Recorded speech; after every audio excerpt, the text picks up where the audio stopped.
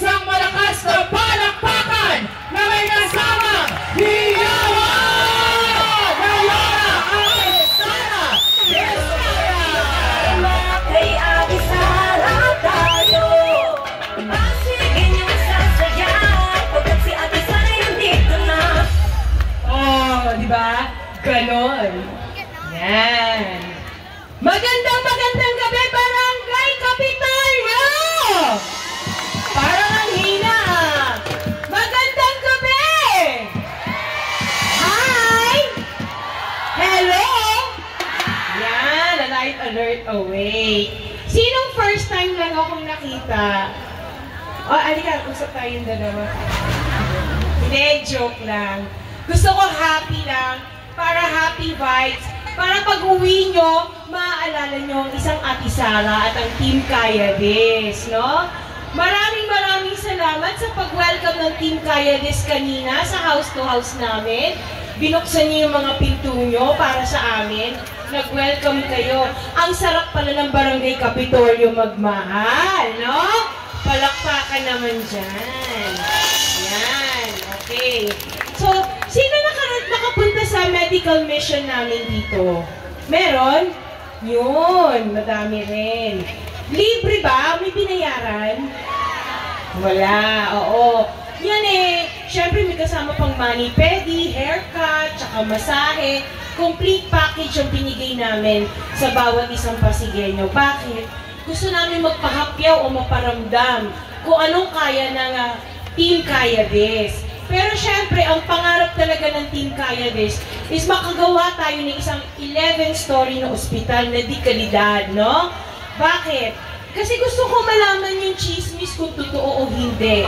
Mas maganda magaling sa inyo, di ba? No? Kasi sa ibang barangay, nag-usap na kami. Kinonfirm lang nila.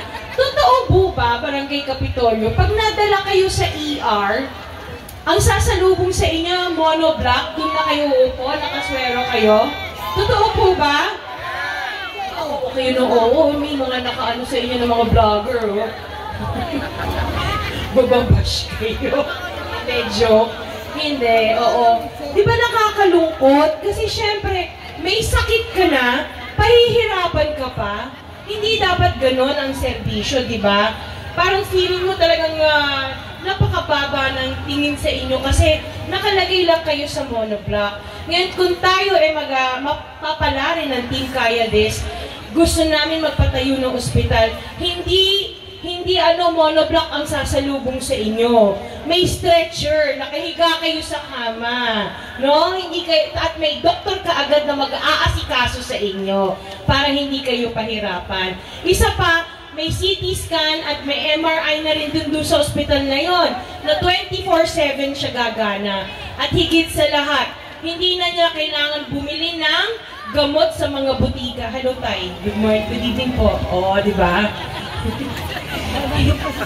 Hindi niya na kailangan bumili ng gamot sa mga butika sa labas dahil sa loob pala ng ospital, kompleto na mga gamot natin. Okay po ba yun? No? Yan ang gusto natin na serbisyo. Kami ay na-inspire kay Golf Tamayo, nakausap namin siya. Ano siya? South Cotabato. Naging viral siya ngayon sa YouTube, no? Kasi sa South Cotabato na probinsya siya, walang binabayaran sa ospital. Zero billing. Wala ding cashier. No? Yan ang magiging pangarap natin sa ospital natin na itatayo dito sa Pasig. Na wala kayong babayaran. No? Zero billing tayo.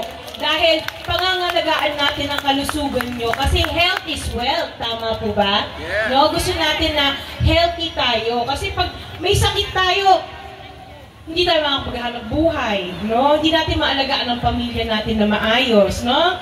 So gusto natin talaga nga alagaan ang kalusugan. Priority natin yan. Isa pang gusto kong klaruhin din na chismis. Marites ako, no? Na hindi. Narinig ko na rin, pero gusto kong klaruhin. Yung mga uniform ba ng mga bata, dumating ba mga gamit nila? Ha? Ano po, Nay? Bago magtapos ang klase. So ano siya? Maaga o late? Late!